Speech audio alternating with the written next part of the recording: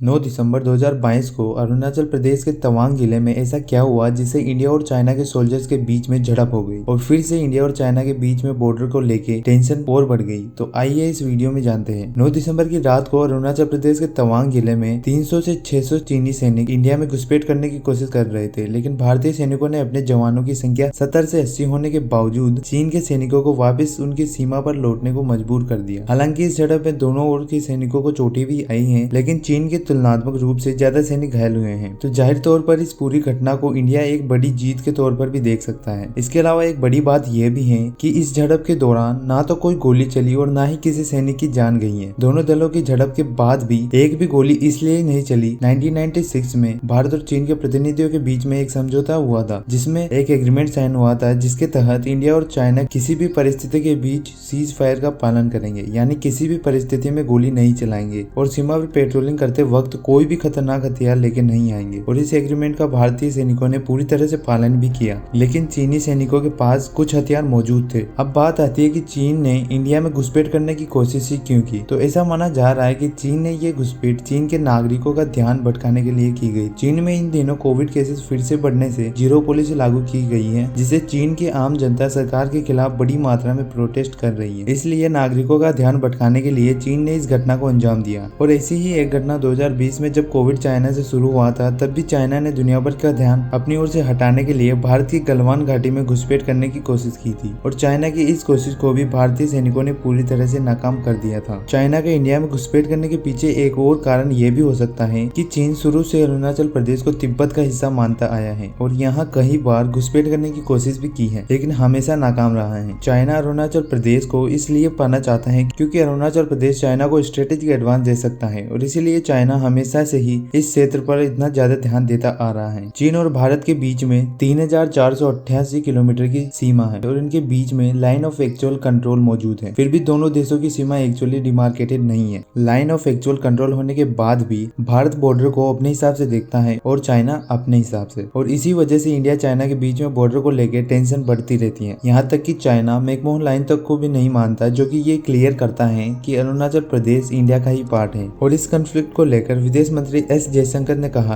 कि जब तक इंडिया चाइना बॉर्डर पर शांति नहीं होगी, तब तक भारत और चीन के बीच के संबंध में सुधार की कोई गुंजाइश मौजूद नहीं है। आशा करता हूँ आपको ये वीडियो पसंद आई होगी। तो मिलते हैं ऐसी अगली वीडियो में। धन्यवाद।